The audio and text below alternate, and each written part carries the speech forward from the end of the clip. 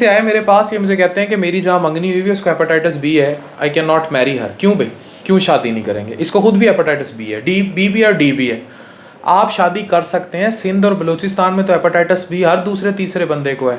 करें, with care करें। क्या करना है, जब हेपेटाइटिस बी हो तो उसमें प्रॉपरली स्पाउस के लिए, यानी जो आपका पार्टनर है उसके लिए एक तरीकाकार मौजूद है कि आगे चल के बच्चों में वर्टिकल ट्रांसमिशन ना हो, उसके लिए भी और उसकी प्रोटेक्शन का भी। तो आप उसमें प्रॉपर प्रोटेक्शन कर सकते हैं और ट्रीटमेंट दोनों को शुरू करा देना चाहिए अगर उनका उस ट्रीटमेंट गाइडलाइंस के मुताबिक जो हम AASLD और ईजल की गाइडलाइंस फॉलो करते हैं, अगर उस क्राइटेरिया पे फिल हो रहे हैं तो दोनों अपना ट्रीटमेंट कराएं, अपने वायरल लोड को कम रखें, तो दोनों शादी कर सकते हैं। शादी में मसला नहीं है। हाँ, अगर एक पार्टनर को है और दूसरे को नहीं है तो उसका तरीकाकार ये है, इन केस में तो दोनों को है, इनमें ने बच्चों में ट्रांसफ़र की एहतियात करनी है। उसका तरीकाकार भी बड़ा क्लियर वाज़े है कि आपने किस तरह जो है वो प्रोटेक्शन करनी है, उसका प्रॉपर एक तरीकाकार मौजूद है कि आपने किस तरह जो है उसकी प्रोटेक्शन करनी है, उसका एक तरीकाकार मौजूद है। वो बड़ा क्लियरली आप किसी भी अच्छे स्पेशलिस्ट के पास जाएं, वो एक्सप्लेन कर देगा कि आपने किस तरह जो है बच्चे में ट्रांसफ़र की प्रोटेक्शन करनी है। उसमें ये होता है कि अगर बहुत हाई वायरल लोड हो माँ का, तो आखिरी ट्राइमेस्टर में माँ को गोली शुरू कराते हैं। बच्चा जब पैदा होता है इससे इम्यूनोग्लोबुलिन्स भी लगते हैं और बी की वैक्सीन भी लगती है। बच्चे में नहीं आता, लेकिन सिंध बलूचिस्तान में फैलने की बहुत बड़ी वजह यह है कि पैदाइश के वक्त पूछता ही कोई नहीं। अच्छा, अब आ जाए, अगर एक पार्टनर को बी है और दूसरे को बी नहीं है, इसके केस में जो दूसरा पार्टनर है, जो स्पाउस है, उसकी वैक्सीनेशन होनी चाहिए। वैक्सीनेशन होने के बाद जो उसके एंटी-HBs लेवल्स हैं उनका लोड बहुत ज़्यादा होना चाहिए ताकि ट्रांसमिशन का रिस्क ना हो।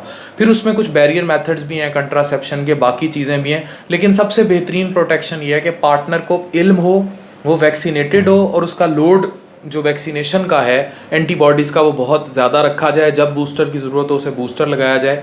इस तरह बी प्रिवेंट किया जा सकता है।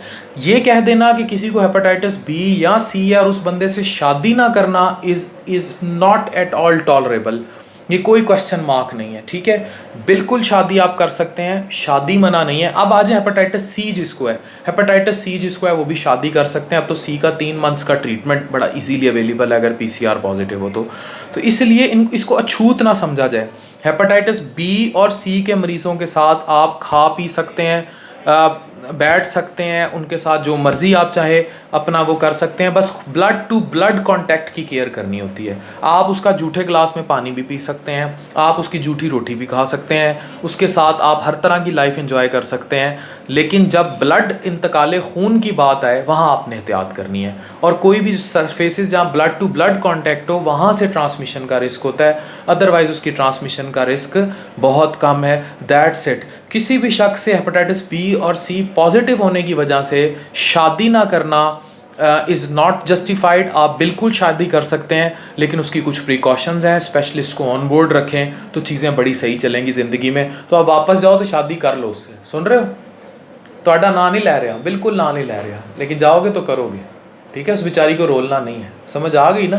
ये सिंध में बड़ा गलत कल्चर है, इस कल्चर को हमने तोड़ना है। वापस जाओगे, you will marry her. Clear? Clear कह रहा, कर दूंगा। ओके, सुटो।